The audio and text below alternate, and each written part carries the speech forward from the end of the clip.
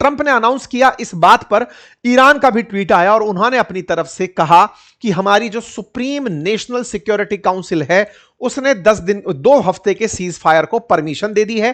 Condition साफ है कि हम 10 पॉइंट्स का, पहले हमने 15 पॉइंट प्रपोजल बनाया था, अब हमने 10 पॉइंट का प्रपोजल बनाया है।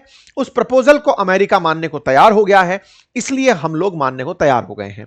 ये जो सैयद अब्बास अरागची जो कि विदेश मंत्री हैं ईरान के, इनके कहे हुए बयान को एज इट इज ट्रंप ने अपने द्वारा स्क्रीनशॉट लेकर ट्रुथ सोशल, जो अमेरिका के राष्ट्रपति का अपना सोशल मीडिया सिस्टम है, उस पर एज इट इज पोस्ट किया और कहा कि देखो ईरान वालों ने भी कह दिया है कि वो मान गए हैं, उनकी जो सुप्रीम लीडर काउंसिल है उसने इस बात को स्वीकार कर लिया है। अब सबके दिमाग में 2 चीजें चलने लगी कि शर्तें ईरान ने रखी, अमेरिका स्ट्रेट ऑफ हॉर्मुज खुलवाना चाहता था, शर्तें मानी गई अमेरिका के द्वारा, इसका मतलब जो शर्तें रखता है वो विजेता होता है। भाई विजेता ही तो शर्त रखता है ना कि तुमको अब ये शर्त दी जा रही है तब तुम्हें मारना छोड़ेंगे।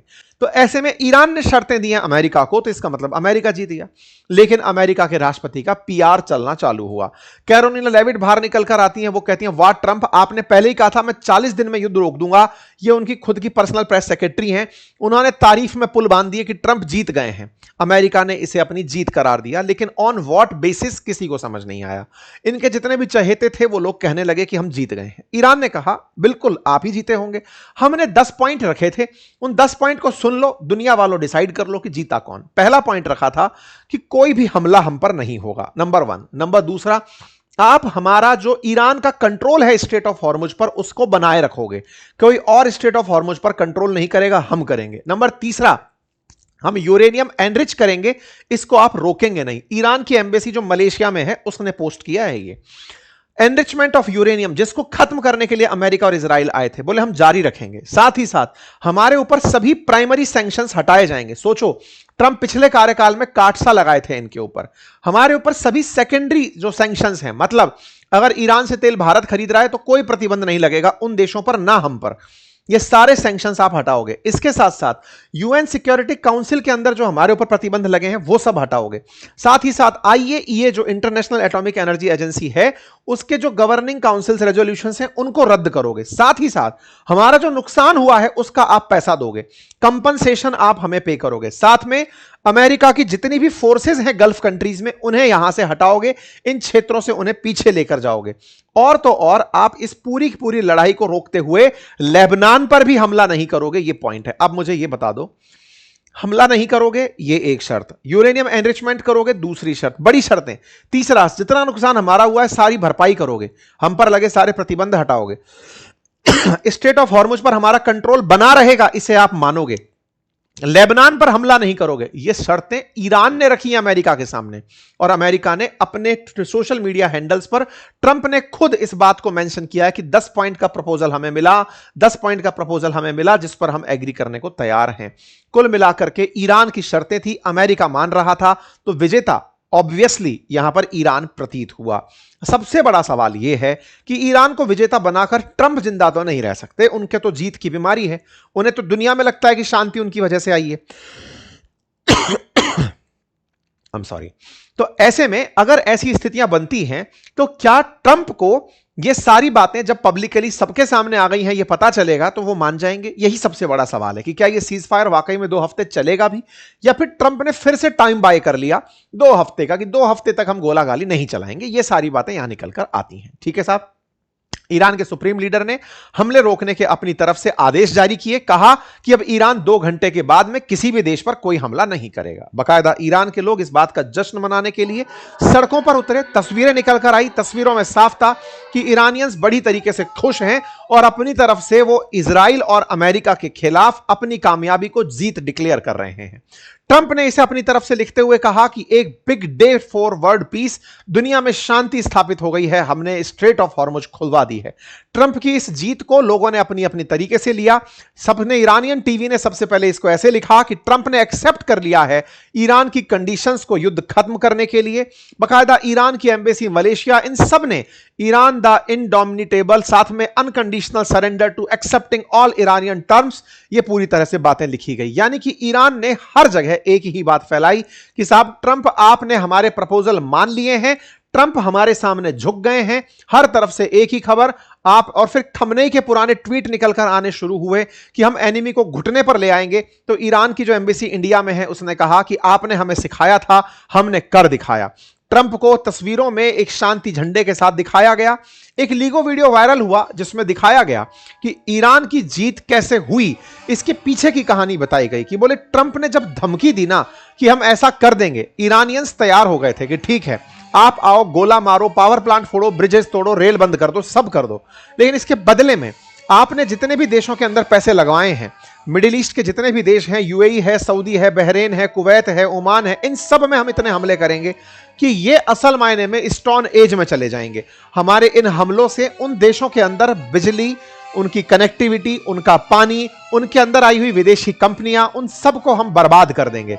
तो ईरान की तरफ से असल मायने में इस वीडियो के माध्यम से अमेरिकियों के मन में और गल्फ कंट्रीज के दिमाग में यह डर भरा गया कि हम पर हमला हुआ, समझ में आएगा, लेकिन बदले में जो हम करेंगे उसको शायद आप नहीं समझ पाएंगे। और यही सबसे बड़ा प्रेशर अमेरिका की नजर में बनकर आया, ट्रंप की नजर में बनकर आया कि वो इस युद्ध में लगातार हार रहे हैं। पहले स्ट्रेट ऑफ हॉर्मुज हार गए और बाद में कहीं ऐसा ना हो कि पश्चिम एशिया के अंदर जो उसके देश मित्र राष्ट्र हैं वो उन्हें हार जाएं। बस इन्हीं की चिंता ट्रंप को सताने लगी। ईरान ने बकायदा वीडियो जारी करके दिखाया कि हम कौन सी जगह गोला मारेंगे, हम कहां कहां पर अमेरिकी ठिकानों को या फिर बड़ी रिफाइनरीज को नुकसान पहुंचाएंगे। ये सारी की सारी बातें ईरान को बिल्कुल नेगोशिएट करने की टेबल पर लाकर खड़ी कर दी।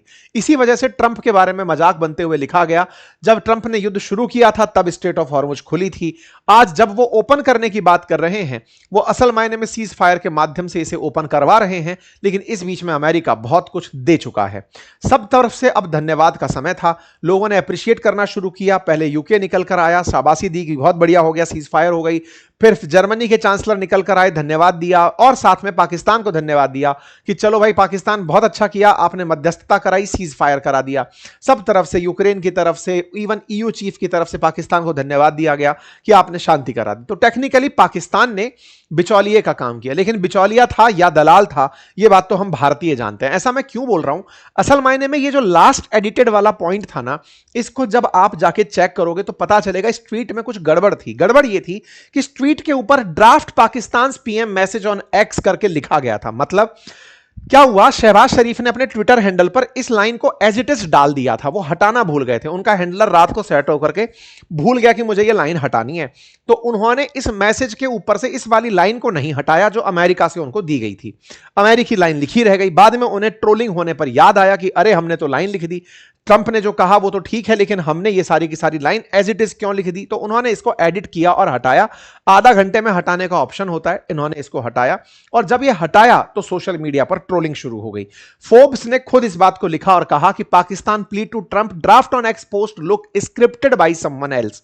मतलब कि जो शहबाज शरीफ ने लिखा वो किसी और के द्वारा लिखा गया संदेश था, यह बात निकल कर आ गई। और फिर सोशल मीडिया पर इनकी प्रॉपर ट्रोलिंग शुरू हुई पाकिस्तानियों की कि आपके द्वारा जो किया गया काम है अफगानिस्तान, पाकिस्तान इटसेल्फ में शहबाज शरीफ के इस रवैये पर कहा गया कि इनके पास जो ड्राफ्ट था, असल में इनका ट्विटर हैंडल अमेरिका चला रहा था और इनको मध्यस्थता के नाम पर पता कुछ भी नहीं था और पाकिस्तानियों को केवल यूज किया जा रहा था। खैर, कुल मिलाकर पाकिस्तान के पीएम के मैसेज को लेकर के जो बात खुलकर आई वो यही थी कि फिर से पाकिस्तान ने दलाली की है, जो हम भारतीयों के द्वारा कहा जाता है कि ट्रंप ने इनका इस्तेमाल किया। और हमारे जयशंकर साहब पहले भी बोल चुके हैं कि शहबाज शरीफ ने जो कारनामा किया है वो असल में दलालों वाला है। पर कोई बात नहीं, पाकिस्तान की वजह से अगर मिडिल ईस्ट में शांति आती है, पश्चिम एशिया में शांति आती है तो सबके लिए अच्छा है। लेकिन इसके पीछे कहानी कुछ और निकल कर आई। कहानी ये थी, अभी थोड़ी देर पहले ये न्यूज बाहर आती है कि इस पूरी सीज फायर कैंपेन में असल में चाइना खड़ा था पीछे पाकिस्तान के। आपको याद होगा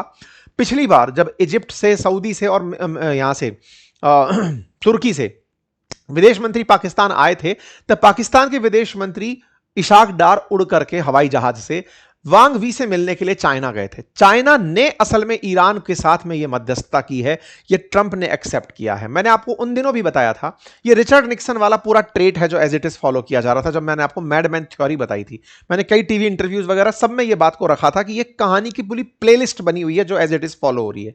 तो एज इट इज ये काम अब चाइना की मध्यस्थता से हुआ, अमेरिका खुद इस बात को एक्सेप्ट कर रहा है। कुल मिलाकर चाइना ने ईरान को समझाया होगा कि आप अभी विनर पोजीशन में हो, मान जाओ कुल मिलाकर ट्रंप का झुकना आपके लिए बड़ी उपलब्धि होगा। कुल मिलाकर के ये सारा काम ये ट्रंप ने खुद ने स्वीकार किया है कि हां, चाइना के बारे में सुना है कि उसने हमारे लिए मध्यस्थता की थी, पर क्या यह मध्यस्थता चल पाएगी, अब यह दूसरा सवाल है। तो इसका जवाब सुनिए। पहला, इजराइल ने साफ इनकार कर दिया है कि वो लेबनान पर हमले नहीं रोकेगा, और तो और इस युद्ध में उसने 10% लेबनान के हिस्से को लगभग खाली करा लिया है, उस पर कब्जे कराने की स्थिति में पहुंच गया है।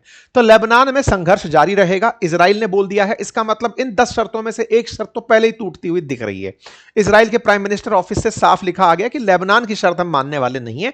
शर्त नंबर 10 पहले ही कॉम्प्रोमाइज हो गई है। हवा में उड़ती हुई मिसाइलें अभी से देखी जानी शुरू हो गई हैं। तो कुल मिलाकर के इस बात पर पहला सवाल तो इजराइल का समझ में आ गया। दूसरा, इजराइल में नेतन्याहू के खिलाफ विरोध होना शुरू हो गया। क्यों? कि नेतन्याहू, युद्ध तुमने शुरू करवाया, तुमको ही नेगोशिएशन टेबल पर नहीं बिठाया, अमेरिका और इजराइल मिलकर कर लिए, युद्ध तो तुम लड़ रहे थे। तो अपोजिशन के जो नेता हैं यायर लैपिड, उन्होंने नेतन्याहू से कहा तुम क्या किए, फिर तुम्हारी तो कोई बात ही नहीं हो रही, जबकि सब कुछ तुमने किया है। तो बेटा इसका मतलब तुम नेता अच्छे नहीं हो। इसमें नेतन्याहू फिर से गोलाबारी करेंगे और कोई ना कोई कारण देंगे। दूसरा जो पॉइंट है जिसमें कि शर्त में लिखा गया है कि यूरेनियम एनरिचमेंट होने दिया जाएगा, पॉइंट क्या है कि असल में अमेरिका जो है वो यूरेनियम को लेकर एक लाइन बोला है कि यूरेनियम अमेरिका संभाल लेगा। असल में ईरान ने जो शर्तें लिख कर दी वो उर्दू में लिख कर दी। ट्रांसलेशन जो अंग्रेजी में हुआ वो यूरेनियम एनरिचमेंट में इन्होंने अंग्रेजी में करके इस तरह से समझ लिया कि अब अमेरिका यूरेनियम संभाल लेगा, यानी कि शब्दों में खेला हो गया। शब्दों में खेला मतलब ईरान चाहता है कि यूरेनियम उसी के पास रहे, अमेरिका को लगता है कि ईरान यूरेनियम देने के लिए तैयार हो गया है। अब जो सच है वो आपको अगले 2 हफ्ते में पता चल ही जाएगा। क्या युद्ध वाकई में रुका या फिर ये फिर से जारी रहा? आपको क्या लगता है, क्या ये सीज फायर रहेगा? अगर आपका जवाब हां है तो कमेंट बॉक्स में जरूर बताइए। चैनल पर नए हैं तो सब्सक्राइब कर लीजिए, और इसी चैनल के कमेंट बॉक्स में हमने आपको वेबिनार का लिंक दिया है। अगर आप डिटेल 1 to 1 सीखना चाहते हैं, स्टेप्स जो हमने पिछले वेबिनार के अंदर सिखाए थे उनको कंप्लीट करते हुए देखना चाहते हैं, तो इस बार वेबिनार ज्वाइन करिए। लिंक कमेंट बॉक्स में पिन है। बहुत बहुत धन्यवाद।